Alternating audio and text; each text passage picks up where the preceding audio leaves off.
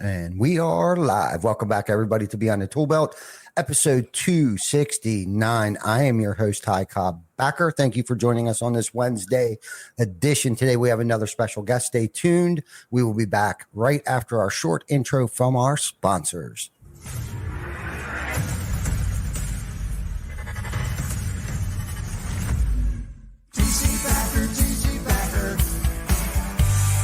Roofing, siding, windows, gutter, solar.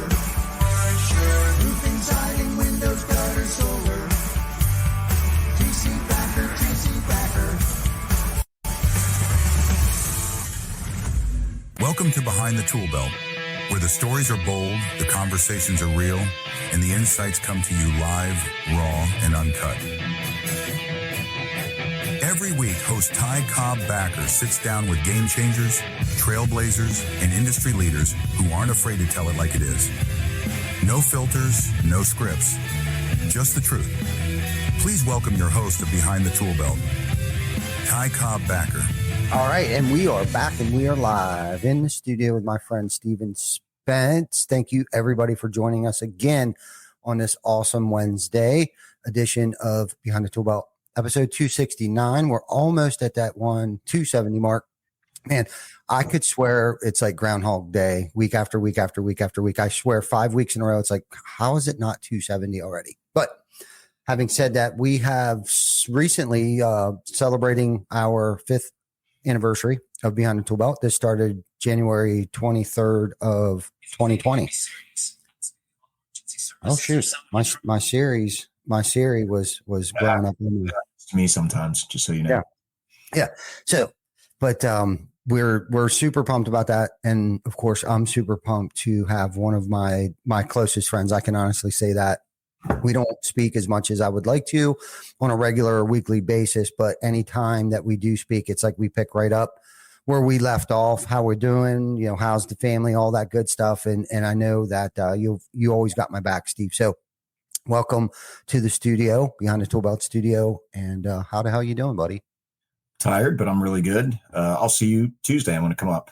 I mean, I think that's what we discussed the other day. So kick back, talk a little lead scout, talk a little TC Backer, talk a little project map. And I am sporting my swag, just so you know. Yeah, I like that. Yeah, everybody, I see people all the time. I understand why people do it, but I see people talking about branding. I will never wear another brand. It's only going to be my brand, and that's it. Fuck that, man. I love wearing your brand. Honestly. Yeah, same.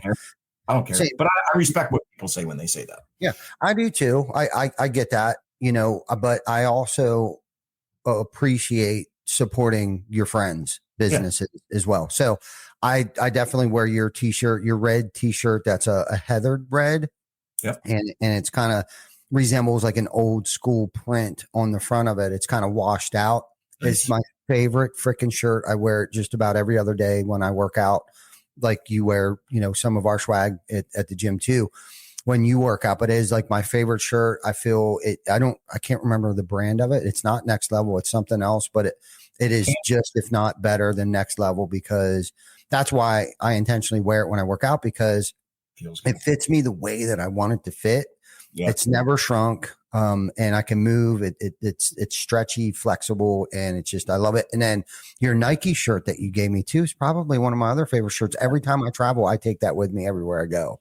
I like that one. That's a t-shirt, right? Like a performance shirt. Yeah, it's like a performance shirt, like a wicking. I'm not a huge sweater or smelly person, but whenever I wear that shirt, man, I smell like ass. So I just stop. Really? Yeah, I don't wear that one. Yeah, I take it with me for either to work out in, but just because it's a wicking type of shirt. So everywhere, I don't care if it's a revolt retreat or we're traveling for lead scout or Beyond the Tool Belt. I take it to every show. So I know I text you this every so often. I'm a creature of habit. This hat probably smells pretty badly and it's dirty inside because when I go to the gym, I do not wear, this is the hat I wear every time for you gave me this hat, 4 years ago? Probably. I mean, I've worn this hat hundreds of times at the gym. Mm-hmm. Mm-hmm. So. That's good. I appreciate that. Hell yeah. And what's cool about it probably has sentimental value. When I gave it to you, we probably don't remember why or where we were at, but you still hold on to it because of that moment. And that was probably one of the first runs of our rebrand too, because if it was about 4 years ago, we went through like a couple little rebrand transitions there where even for a minute, we started to put something on, logo and stuff like that on stuff. And then I had changed my mind. It was TC Backer Roofing. And that was a part of the logo in the name, because the name is the logo. That's the thing I tried to explain to any design graphic art person, that they don't get that. Like literally the name is the logo that just has a resemblance of a peaked roof on the very top. So we had taken roofing out, even though we never had it in there before. It's always been TC Backer Construction. And there was a couple things that rolled out that had roofing on the end, but long story short, that was one of the first runs of our new brand. So when I met you the very, very first time, we met, where did we meet? Do you remember? SRC. No. Was it No. In Denton, I thought. No. I mean, that's the first time we hung. Yes. We met at your podcast, at your office the first time. That's the first time I think we ever met, isn't it? I think you're right. Where you came up here to get on. Yeah. And we so were. Yes. We were there. Yes. Yeah. And I got here early. I got to your place early. Mm-hmm. And the first I met was this ugly dude named Vic, this god awful good looking dude named Vic, who's on the back end right now. I know you're probably sticking your middle finger up at me, Vic. And Vic gave me this hat. And this is the first swag I ever got from TC Backer, this hat. So I never even thought about it this way. I think you're right. I think probably it has subconsciously become like this sentimental swag apparel that I wear literally every time. And when I work out, I feel good, right? Because I'm a stress pot. All I do is work and be with my family. I try to be intentional there, but working out helps relieve some stress. And this is my hat. This is my go-to. That's awesome. That's great. That's great. That's probably a good segue into a great conversation of, work. And I'm listening to a book right now and reading it. It's called The One. And there's a workbook with it. And then there's a daily planner with it. I sit on with Erico, the culture movement. He has a bi-weekly call and I sit in on it. And right now he's got the team or the men that he coaches reading the book, The One. So of course I want to stay caught up. So that way, when I do check in with those guys, I'm at least in a good spot. And I don't remember the author. And unfortunately, I'm cramming it in before next. I'm trying to actually finish the book before next Tuesday's call. Okay. And so I'm going to have to probably re-listen to it again and then pull the book up and then kind of highlight and study some things in it. But the one thing that he had mentioned in the book is that there is no such thing as work-life balance. Yeah. Whatever you pay attention to, something else will suffer. Right. Or be lack like, you know what I mean? So if I'm trying to be super intentional with my family, that means probably something at work is falling behind. If I'm trying to play catch up at work and I'm super intentional about being at work, I'm probably slacking on, family, personal time and stuff like that. And I like how he put it. He said, so when you're at work, finish your job and work. And when it's time to play.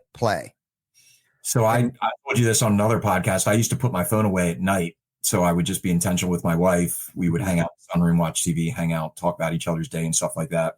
Yeah. And I did a really good job to the point where I'd actually put a notice on my phone. So if someone texted me, it would say, I'm hanging out with the family. I hope you understand that. I'll get back to you tomorrow.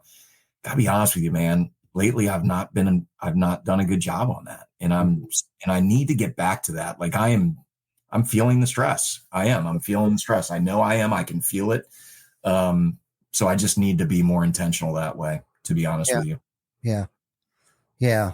It is super hard. And he also mentions that you will drive yourself nuts trying to seek balance. So I think for us high performing, hard driving, want to get and perfect everything. We're perfectionists, right? Like we want to have the perfect family time lifestyle. And we also want to do and perform as best as we possibly can at work. I think I think the important thing to get from this is to just find that balance that we feel okay with, whether it's, like Rocket. I try to do my damnedest to spend time with Rocket in the morning now that he has to get up early. Last couple of years, he's got to get up for a 16-year-old kid, I think, super early to catch the bus at 6:15 in the morning and then be on the bus for an hour and a half. So I'm not already gone for 2 hours. I intentionally come in later to work now. Yeah. Of course, Jana is up, already up. So I have that intentional time, whether it's, sometimes it's 5 minutes, sometimes it's 25 minutes. It depends on, the rotation in the shower, in the bathroom, and letting the dogs out and stuff like that. Is really hinges upon how much time we get to, if he's running late, then he's out the door. If I'm, running late because I got in the shower after everybody else was in the shower, because that's typically what I try to do, is just wait, even though he's got his own bathroom, the water pressure's wonky and it's super hot or it's super cold. So I intentionally just wait till after he's done with the shower. So if he's running late, then that automatically throws me into being late, or later than I would want to. But then sometimes I won't even take a shower till after he leaves, so I can get that intentional time with him in the mornings. And it's really just like, hey, what are you working on in school? It's the same questions every morning, but I am truly interested in what he's working on, because he goes to Votech and he's in the building trades portion of it. So of course I'm very interested in what he's doing. And I had a conversation with his school teacher at our recent home show that we did last week. They set up a big, huge display. They build sheds, they sell them and stuff. The Votech Rockets class builds these, sheds, and they sell them. And before the show started, his teacher came over to me and wanted me to know, mind you, Rocket's a sophomore. He's got 2 more years left.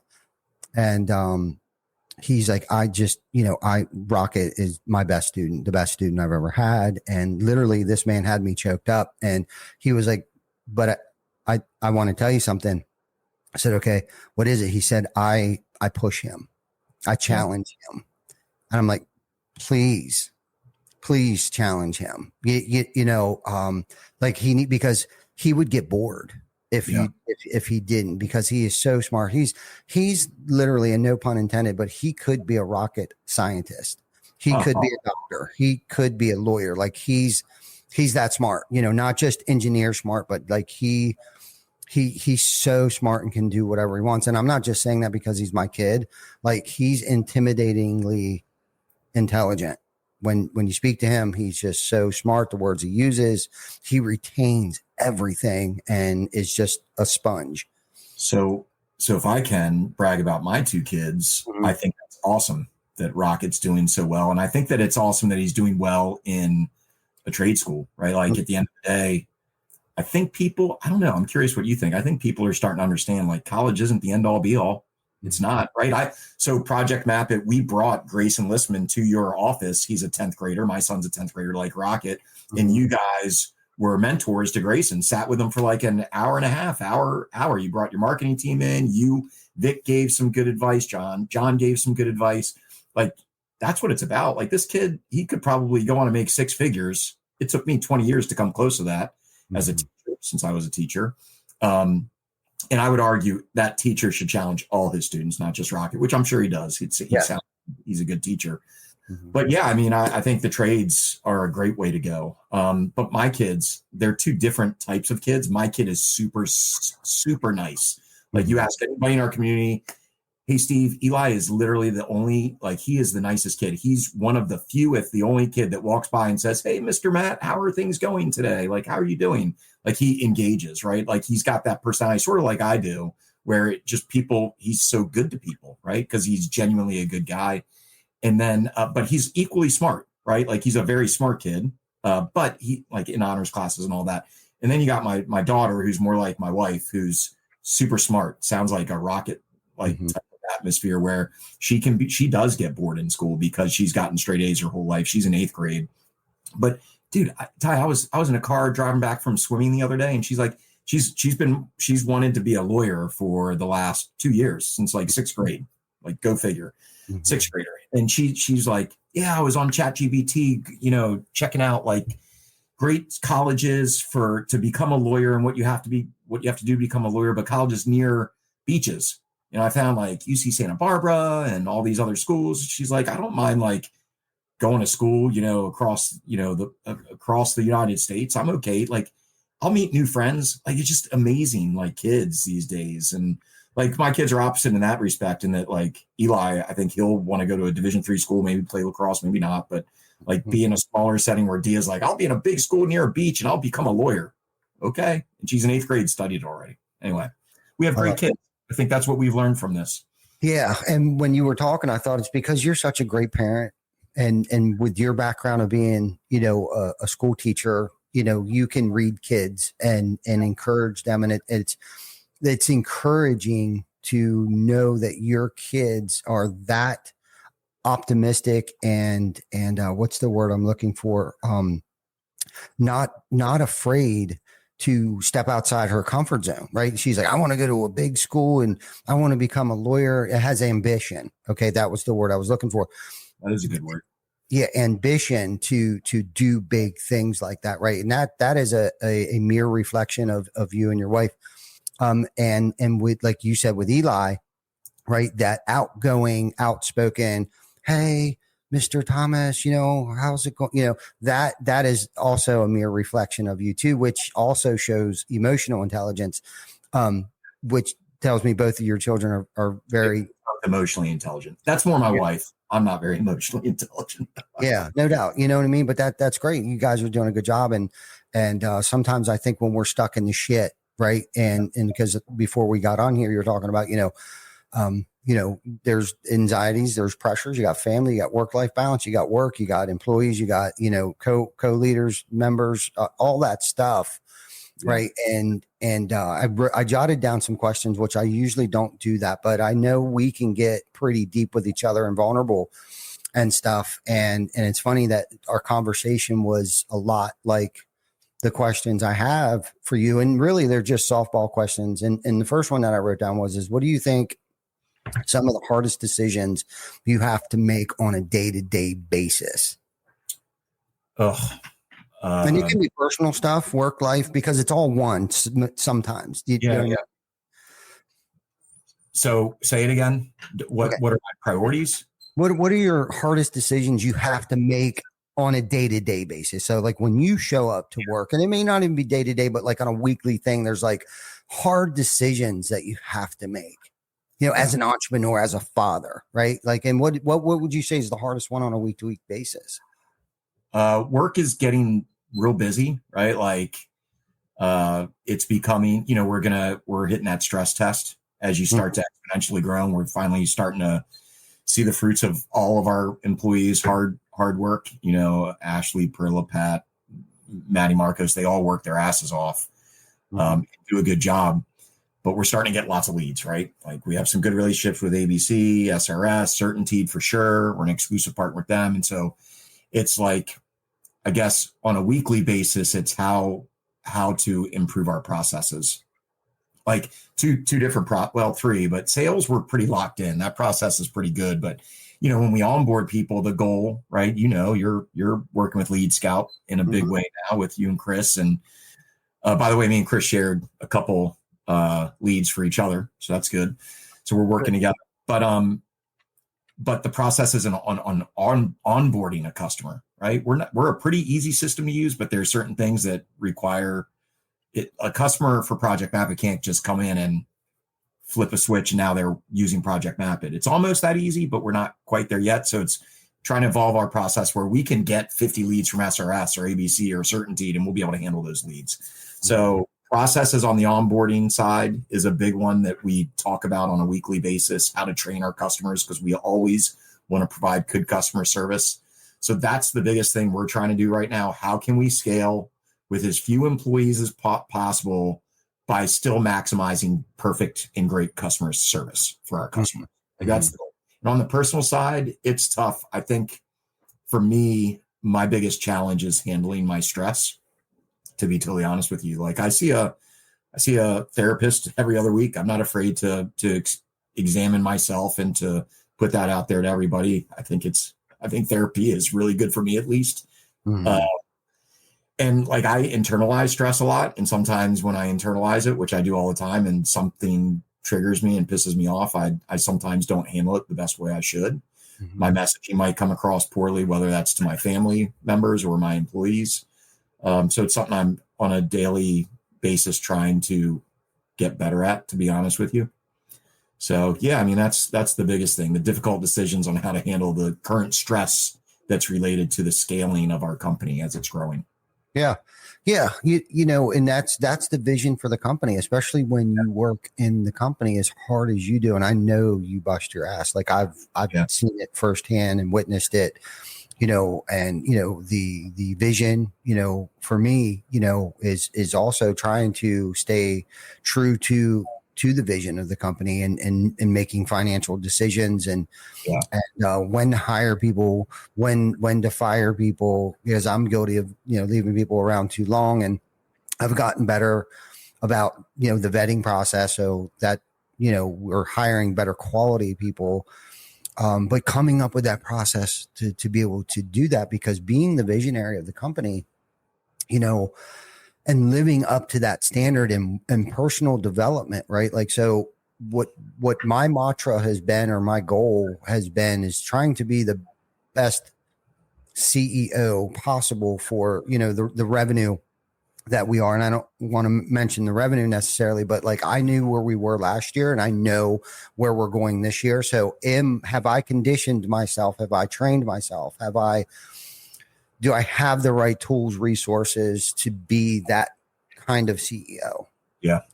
You know what I mean? And I get stressed out and overwhelmed over things like that. Like I'm not doing enough. I'm not smart enough. I don't have the right people around me. I haven't got vulnerable enough. I haven't been transparent enough. And if I would have just opened up sooner, they'd help me with it. Like all these crazy neurotic things that go through my mind on a day-to-day basis. And it becomes harder and harder. The harder I am on myself, the harder it is to make clear, decisive decisions. Yeah. You know, Yeah. at time. And then I start beating myself up because I'm spending so much time at work. Or even when I'm at home, I'm still at work. Yeah, you know, and learning how to shut that off. And then I get even more overwhelmed because I notice she knows that I'm thinking about work because they know us. They know us so well. You know what I mean? So it's like this crazy vicious cycle, you know, that we go through. So speaking of vision, like, so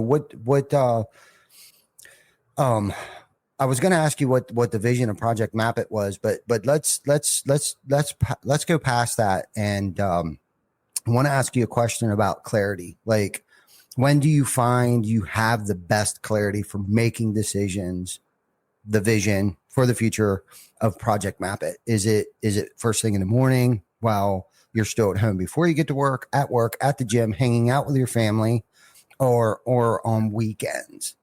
Like, have you found that where you know what I mean? Like when you've removed yourself, you need that time to you know, clear some things up, gain clarity, make better decisions.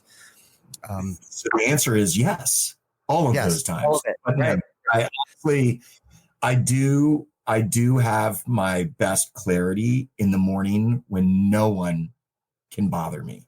Mm-hmm. So I was up at 1 a.m. this morning, right? I've literally put in, aside from making breakfast and lunch and dinner I have a tenderloin in the slow cooker right now. So that was about an hour. And then I took a shower for about 15 minutes, whatever that was.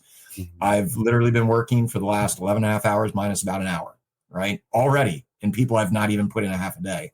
Mm-hmm. But from 1 to 5 o'clock, 6 o'clock, I got a lot done. And, you know, we have some premier partners that we like to promote, and we're trying to do a better job promoting them to help with lead sources on going both ways. And so I did some stuff there. So long story short, it is definitely in the morning. I know my employees aren't starting working until, you know, Pat, sometimes 7, 8 o'clock, Pearl Ashley, not till 10. So I don't start getting Slack messages and stuff for my team until, you know, 8, 9, 10. So if I can get an hour or 2 or 3 hours in, you know, around 4 o'clock, my wife, so Ty, you were talking about, you know, the wives know. My mm-hmm. wife, I guess her kind of rule is, if I'm going to get up early, it needs to be at least 4:30 or later. Like if I get up at 3:30, she does not like that. She knows I'm stressed out, and she knows I'm going to be I'm not going to be like a good Steve Spence, like a premier husband. I'll be kind of like a C+ husband. Mm-hmm. So, sometimes I wake up at 3, Ty, and I look at the clock and I'm like, damn, I'm going to try to go back to sleep for another hour and a half. And then once that 4:30 hits, I'm like, I'm up, I'm in the office right here, I'm working. Mm-hmm. Yeah. What about you? When is your best time? Yeah, and that's I'm asking personal questions, like personal for you and for me, because I where I find things out a lot of times is by the questions that I ask our guests that come on the show. And with us being as close as we are, I knew you wouldn't have an issue with me asking you these questions or even sharing my experience. But Joseph Hughes posted something, I don't know, a couple weeks ago, like something along the lines of like, you need to have that shut off time. Right. And, I'm from the hustle grind culture. It is what it is, right, wrong, or indifferent. I believe you got to hustle your ass off. That's just, if no one's going to give it to you, no one's coming to save us. And I was just telling Jana that the other day. And sometimes you just got to push all the chips in. Yeah. And unfortunately, Jan has always been my ride or die. She knows, and she's helped compliment me well over the years of pulling me away from the edge. Like, you're getting a little too close to the edge of the time. Yeah. And so when I can shut things off, and I just got to experience it this past weekend. So, and basically all I did was had an atmospheric change where we have a location on the Eastern Shore, and Jan and I took a quick trip down there Thursday evening, and I went and did my Thursday meetings. I had my Friday Zoom calls. I did all that stuff, but just by me atmospherically changing, right, geographically changing, where I was, I could just, I don't know, like the pressure was off, or like my meetings were better, my creativity, my flow, my everything was better. And a lot of it plays into like where we were on the Eastern Shore, like we're on the Eastern Shore, right? But I mean, I could be, so I experience it when I remove myself from like that every single day, 4:30 in the same office. It just becomes so redundant, and it creates where I can't see the forest through the trees. Like the hedges are right here and I just can't see. But sometimes like when I go to a different, it could be in my truck and going for a drive and doing a Zoom call, right? Yeah. Like I just feel like the juices start to flow. Sunday mornings, I love Sunday mornings being at home. So when I travel, I try to be home for the weekends. I know it's all virtually impossible to do that, but I know if I have things coming up that following week, to help me ease some of that pain is to be at home at my house Sunday mornings, and I will write the best notes. I will have the clearest vision because, again, the pressure's off. I'm at home. I'm in my safe place, my sanctuary, and I kind of get up at my own pace. I drink a cup of coffee. I'll go into my office. I got a home office.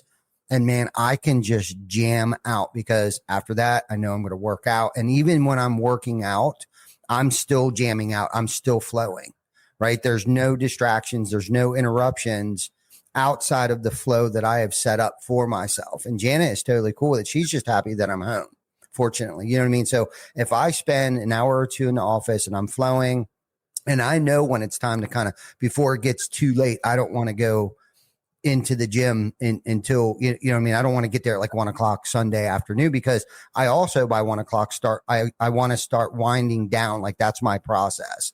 Like I want to start winding down because I've already prepared myself for the rest of the week.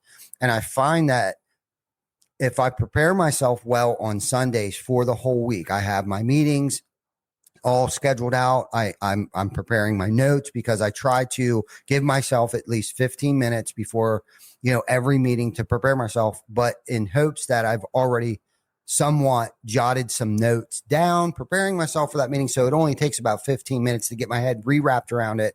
I've gotten better on stacking my meetings. So all my lead scout meetings that I have are usually stacked, right? Like if we're meeting with Eagle View, if I have a meeting with Chris, I try to stack them. With the engineering team, Chris and I meet before that an hour. We review the product. right after that, we roll right into a meeting with the engineers. And then after that might be some TC Backer stacked meetings that I have. So by me preparing my schedule better and not having other people dictate my schedule.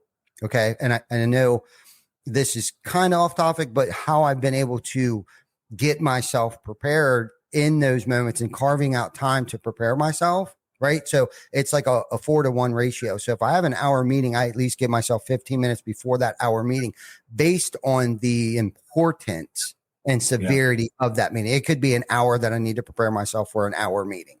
Right. So I've come up with like the 4-to-1 ratio. So if it's just a run of the mill weekly meeting, I give myself 15 minutes.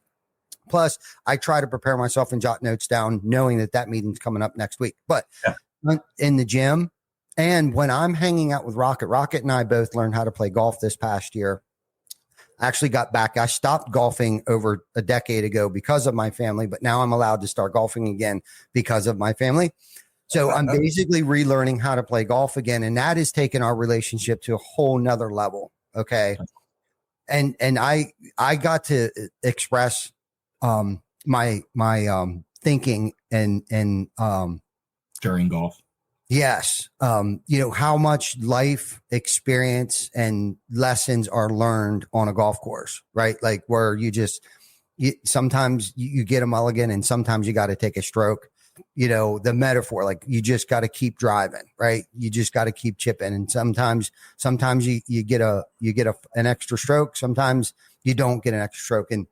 But anyhow, so I find when I'm like with Rocket hanging out, I also feel in those times, even though I am present, I am where my feet are, but I feel more creative because I've removed myself and have devoted my attention to him.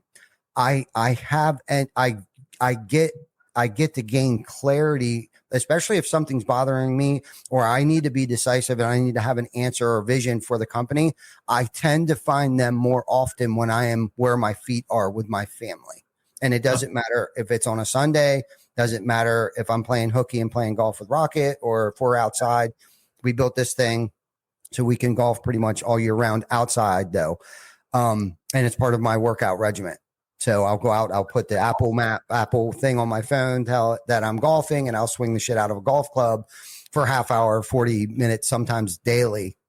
But just, working out has become a part of my lifestyle today. I spent a lot of time in our gym. I built a home gym and I work from there. I play from there. I get creative from there. And that's a big part of my life today. So I'm going to be honest with you. I appreciate you sharing that. And this is what I talk to my therapist about. Like one more thing, walking outdoors. Walking the dog helps me for sure. Yes. Walking's a big one. Yeah. Go ahead. Keep saying. No, I do not do a good job taking care of myself. I'm going to be the first. I will openly say that in front of the millions of viewers of your podcast, but, I think it all the time. I always think like, I'm going to write my journal every night. I'm going to email my children twice a week. I'm going to wake up and meditate 3 times a week. And I do almost zero of it because I wake up and as I'm sleeping, I'm dreaming about Project Map It, or I've actually had some really horrible dreams lately. And I wake like last night. That's one of the reasons why I woke up at 1. I made a god awful sound in the middle of the night. I mean, I remember the dream. It was not a good dream. I was like drowning in shit water. It was weird, the weirdest thing ever. And I like made a horrible sound. And my dog, who sleeps in our bed, and my wife, like, were like, "Are you okay?" And I couldn't go back to sleep. I know right now I can be honest with you and tell you that I am not probably a very healthy person mentally. Like, and it's not like, but I'm not taking care of myself. When I go to the gym in the morning, that is a good sanctuary for me. It kind of sets my tone for my day. I told Kim last night, I was like, I'm going to work. I haven't worked out in like a week. I'm going to go to the gym at 5:00. But then I woke up at 1:00 and I went straight to work at the computer. And then it was 5:00 and I just kept going. I don't know. I appreciate you sharing what you shared. I need to figure it out. So. Yeah. And believe me, I'm not perfect at it, but I put it on my schedule, on my calendar, workout. every day, 7 days a week. Do I work out 7 days a week? No, but no less than 4 days a week do I not work out, just because I know I need that. Yeah. And it might sound selfish, but if we're not eating, right? We're not eating, we can't feed others. We can't pour in, we can't be the best version of ourselves, right? If we're just stuck behind the computer nonstop, and this is the paradox. I'm not eating. The paradox is that you'll probably be able, if you are taking care of yourself, you can do what you got to do in a shorter amount of time, because physically, mentally, spiritually, you just feel better and you find that flow, and your decision making is better. It's more decisive, more quicker, more sharper, at least for me. And, and we are both at two different seasons of our lives right now too. You know what I mean? So I might have a little more of an advantage, but honestly, look, I wish I would have started this a decade ago, so if I can leave anybody with something, is to take enough time mentally, spiritually, physically for yourself, right? Because if you're not, now we're just a martyr. Oh, I'm tired of work. I've been up since 1 o'clock and now I go home and my family gets the fumes. And again, I'm not, last night I caught myself, we went out, Jana and Rocket and I went out last night, and there was just something that was gnawing at me, and I had to make a phone call. I had to. And I did it. We were in the middle of the store, and I kind of just wandered off, old Ty. I wandered because I pace. When I'm on the phone, I pace back and forth, back and forth, back and forth. But I knew I wouldn't be where my feet were if I didn't make this phone call. I couldn't wait a half hour, 40 minutes, an hour and a half, 2 hours. Like I couldn't do it. I needed to walk away for 10 minutes or 15, whatever it was, and make this call and resolve something. It wasn't completely urgent, but it was a follow-up conversation from an earlier conversation that I just needed to put to rest. Yeah. There was some uncertainty and somebody needed clarity from me. Yeah. And at that moment, and unfortunately, like I said, when I'm with my family is when I get the best clarity. Yeah.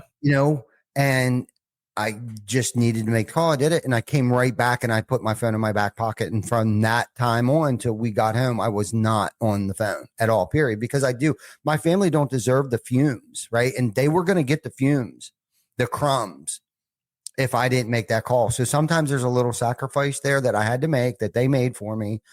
But I bounced right back. I fucking shrugged it off. And it's like, okay, what are we doing? Where are we at? I had to go find them in the store. Well, I appreciate you sharing that. It's helped me a little bit. Maybe I'll try to get back into it. What other question you got? I'm curious. You never write questions. Ooh, yeah, I know, right? Okay. So the clarity piece was there. Okay. So this gets back into anxiety. What do you think gives you the most anxiety? And then how do you deal with it? Man, that's a loaded question for me. I think I'm actually riddled with anxiety, and it's happened in my older years, to be honest with you. I'm 50 years old now, and I don't, people, if I tell any of my college friends or high school friends, like, yeah, I'm a really anxious person, they'd be like, bullshit, you are. Like, you are the life of the party. That's all you get. I could go real deep into my therapy on that. Anxiety. I don't like when people are not happy. I want, especially at work, I want the people at work to feel valued and stuff like that. And I know that sometimes I don't do a good job making them feel valued. Mm-hmm. I mean, I try. I think I'm pretty good, but I fail at times for sure. We're a small family. We just had a conversation today, actually, with my team. Like, yeah, we're like all like brothers and sisters. We all like get on each other's nerves. I mean, we're only like 6 strong. Anxious, anxiety. I'm a workaholic. And I get anxious when I feel like I'm not pulling my weight, right? Like if something is not right in the Project Map It world, that makes me very anxious, right? Like trying to build out this training program. I've got about 400 more customers that I had, well, probably 300 now, 350 more customers. I got to put all the financials in our CRM. So the CRM is talking to me the right way so I can get my KPIs to tell me revenue stream and commissions and all that stuff.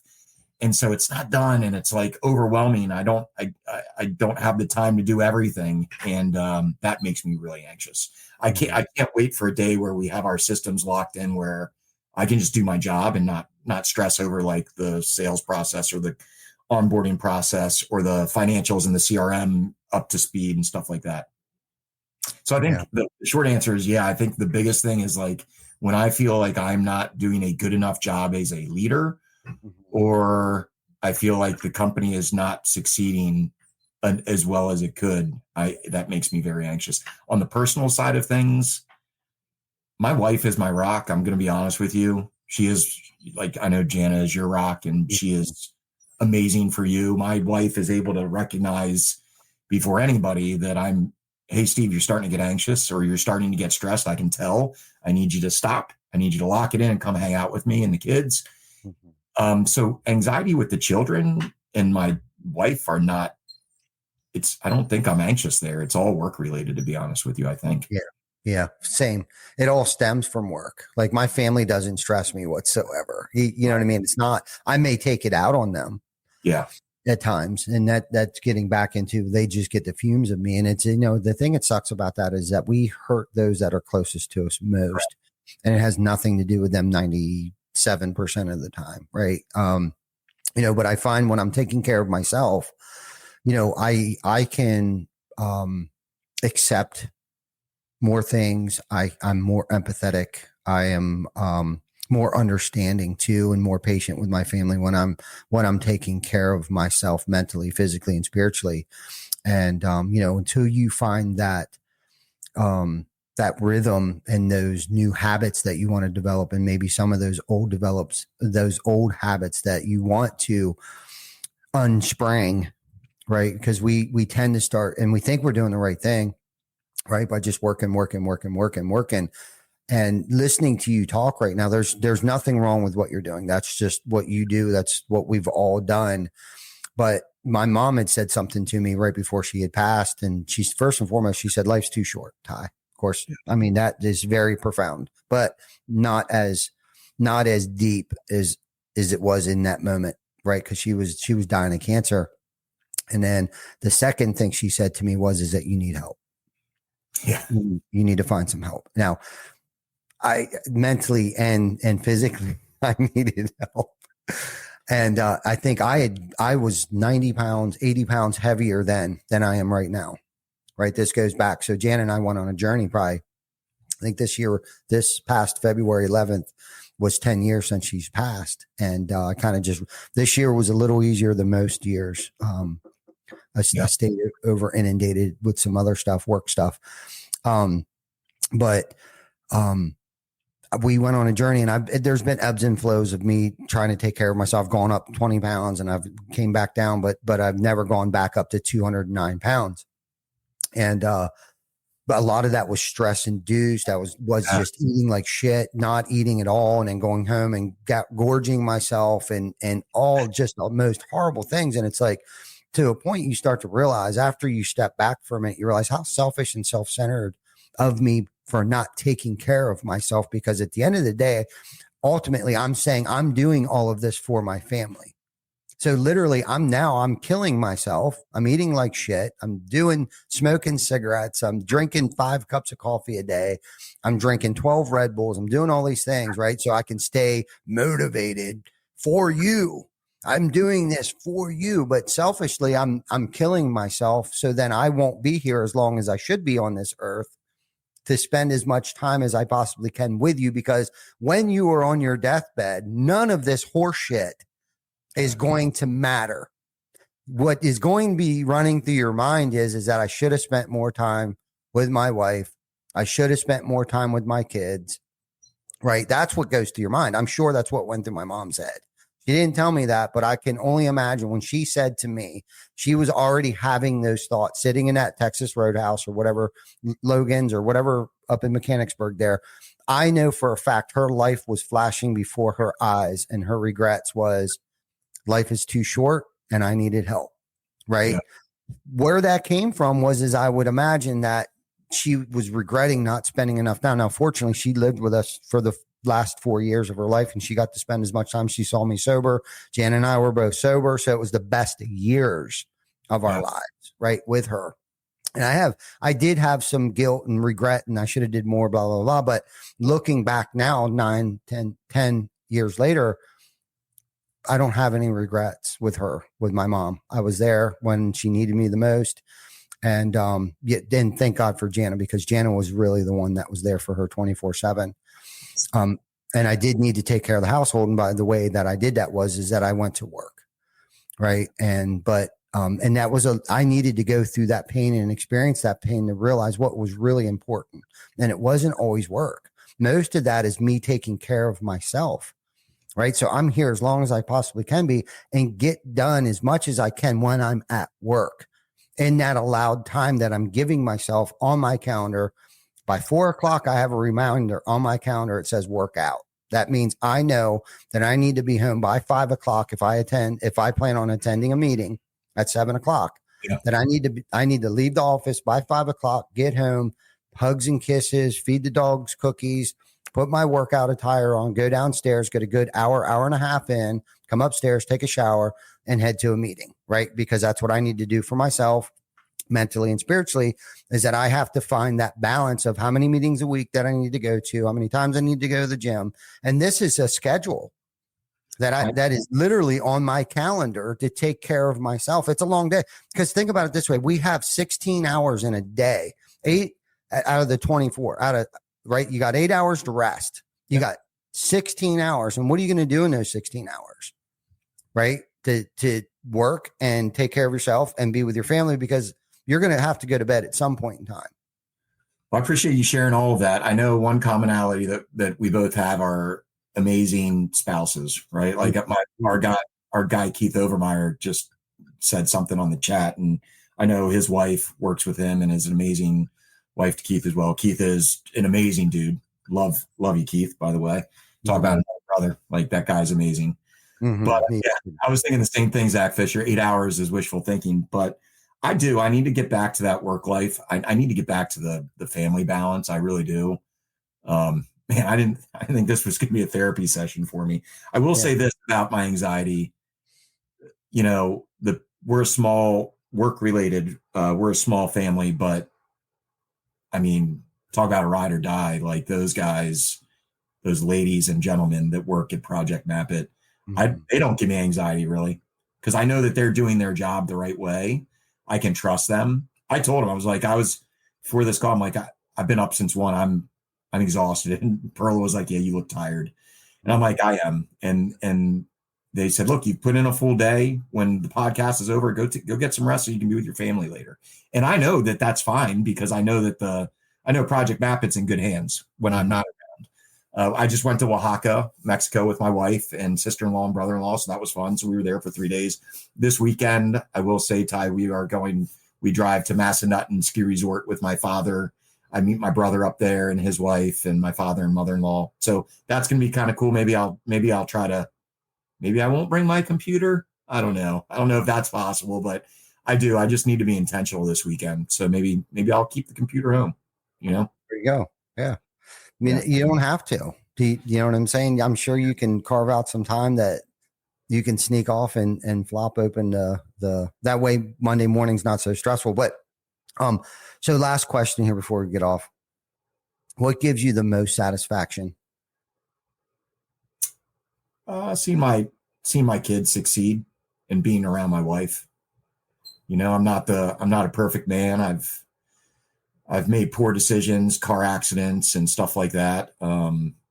So like for me, I mean, if I'm going to be honest, my wife, seeing her every night and talking to her is my everything. And seeing my kids be so successful and be good kids, like you mentioned. You got me fucking crying up in here, Ty. I'm like tearing up, dude. I hate you.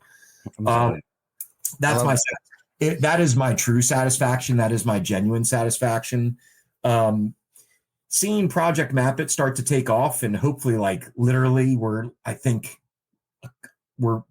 about to, like, exponentially grow. Like, you know, you keep every year you say it, you're like, oh, this is our year, and it fucking doesn't happen. Like, I really feel like with great relationships with the big partnerships that we have, I feel very grateful to be a company that's, look, I don't care. I'll say it. We're like $1 million company right now.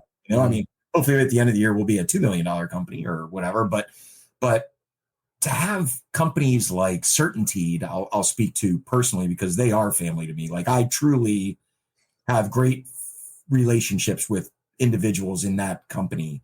They gave us a chance 5 years ago. Certainteed. I mean, we had 100 customers. So I'm very, very grateful and have huge love and satisfaction whenever I talk about that company. 100%. And then like SRS has been amazing to us. ABC has been amazing to us.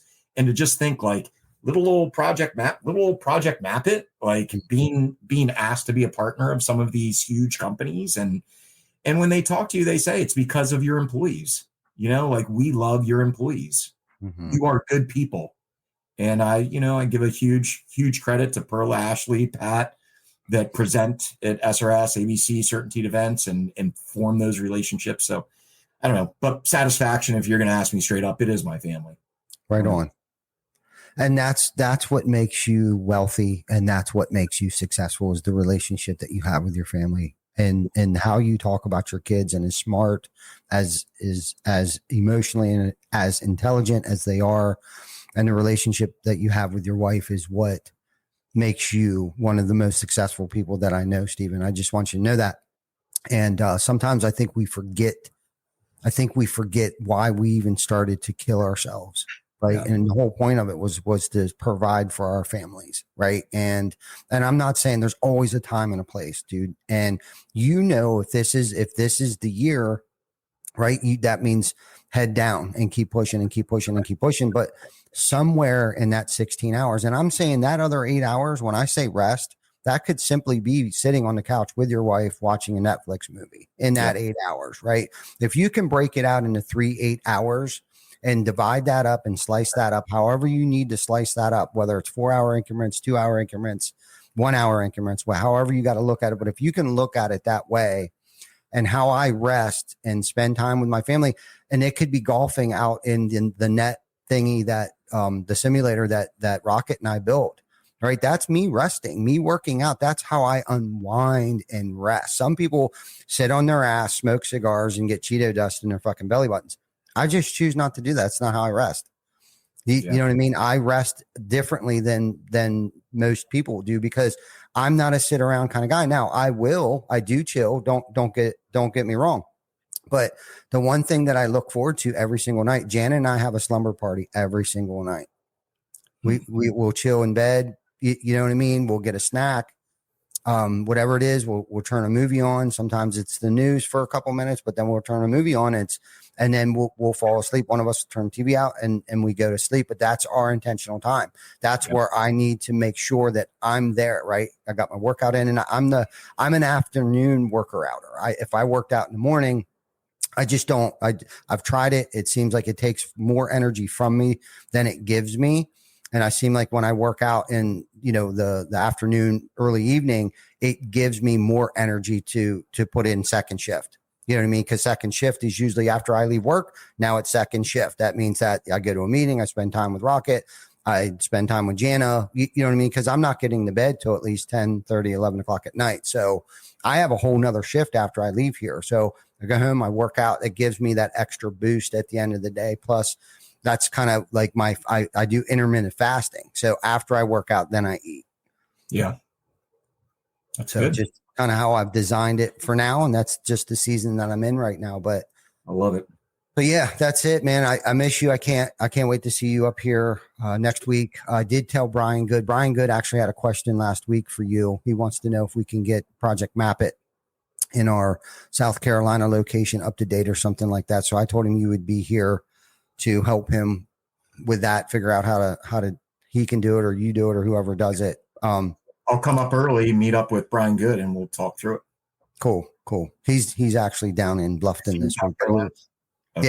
Yeah, he'll be here Tuesday. He will be. He's coming back. Yeah. Yep. He'll be back. We'll chat. I'll talk to Brian. We'll get you guys hooked up. Cool. Cool. So I can't wait. I'm thrilled. I'm excited to see you. Yeah. And thank you for being such a good friend, Stephen. Thank you. Appreciate this therapy session, this hour-long therapy session. I'll send you the check, or do you guys take credit card when I get there on Tuesday? Yeah, we take Venmo. All right. I don't do Venmo. Sorry. Good luck. This session's free. Shit, always free for you, buddy. I love you. All right, brother. Love you too, man. Thanks for having me. Yep, you too. Thank you, everybody, for joining us. If you think you got something out of this, please share it with somebody that you may think may get something out of this. If you haven't liked, loved, subscribed, shared, please do that for us. Until next week, take care of each other, and thank you for always supporting Behind the Tool Belt. Thank you. Have a good day.